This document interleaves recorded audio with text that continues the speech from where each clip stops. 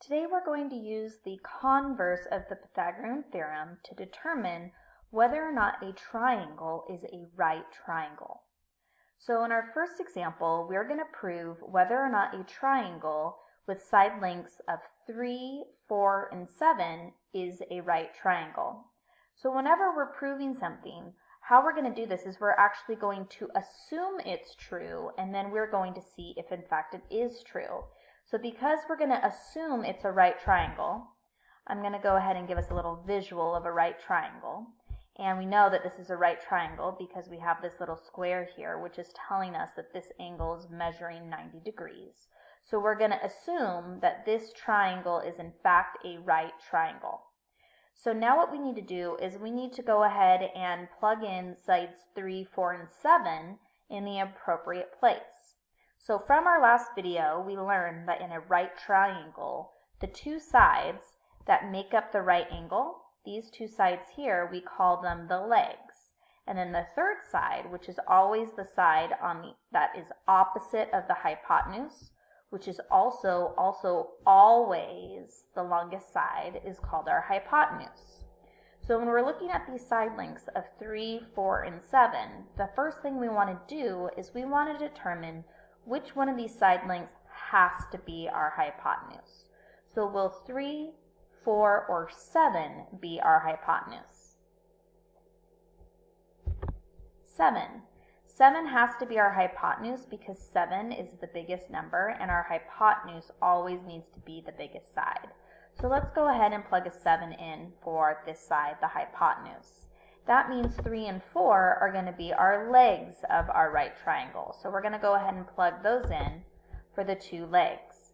So now that we've identified the two legs of the triangle and our hypotenuse, we can use the Pythagorean theorem, a squared plus b squared equals c squared, to see whether or not in fact this is a right triangle.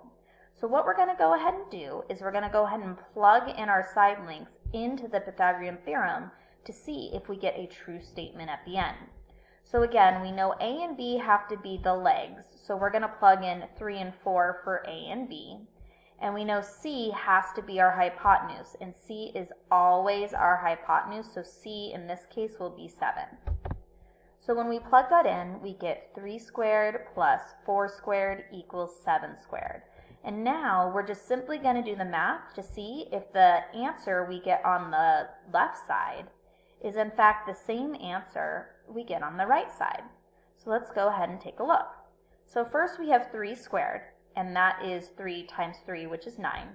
Then we have 4 squared, and 4 times 4 is 16. And then lastly, on the right side, we have 7 squared, or 7 times 7, which is 49. So when we do all that math and we rewrite this, we get 9 plus 16 equals 49.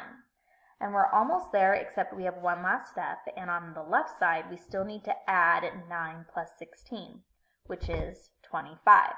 Now, we already did all the math that we needed to do on the right, so we're just going to drop down our previous answer. And so here we get our final statement, 25 equals 49.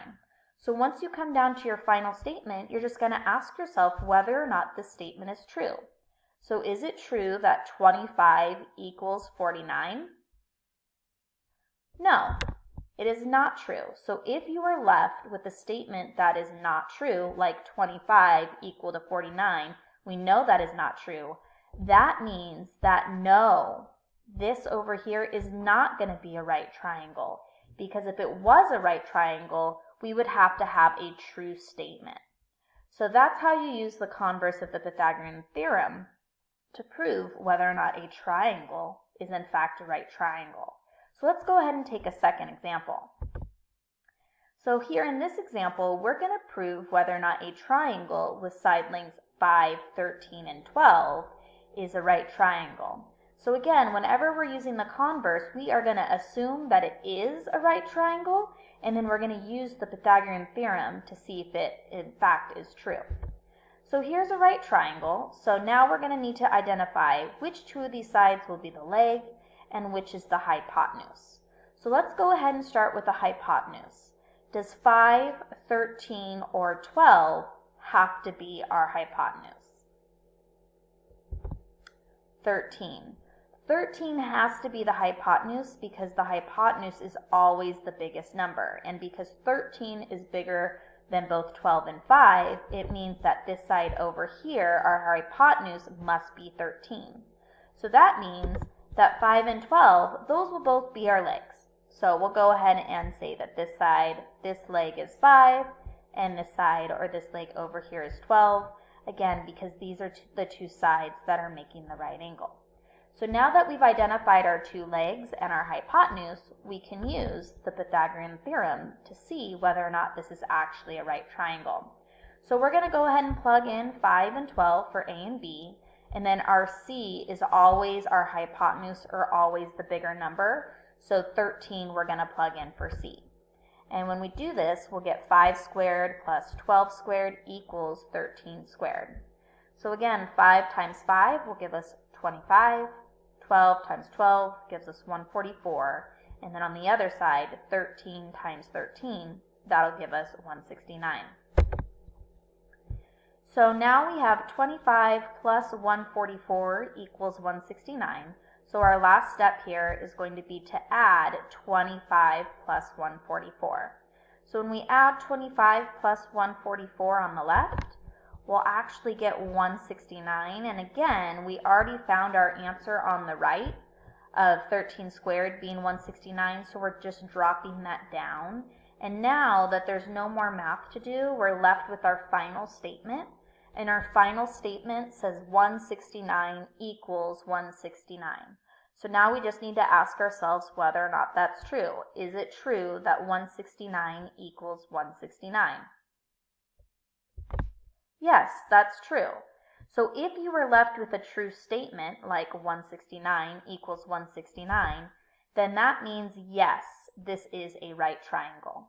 So if a squared plus b squared does in fact equal your c squared, then that means the 3 side lengths you have do form a right triangle. But if you do your a squared plus your b squared and it does not equal your c squared, then that means the 3 sides that you have do not make a right triangle.